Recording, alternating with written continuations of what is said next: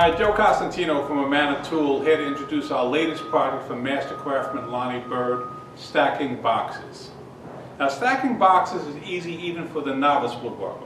What makes this project so easy is there's simply no fussing with complex joints. Now, the construction for this project includes routed profile edges, mitered joints, and grooves for the 1/4-inch plywood.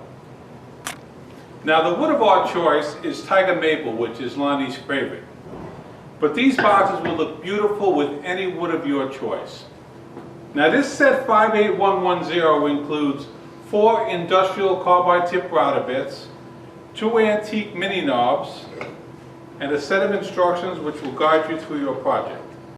Now, these stacking boxes would be a great gift idea for storing your personal items, and the router bits would be a wonderful addition to your tool collection, as they do have many uses.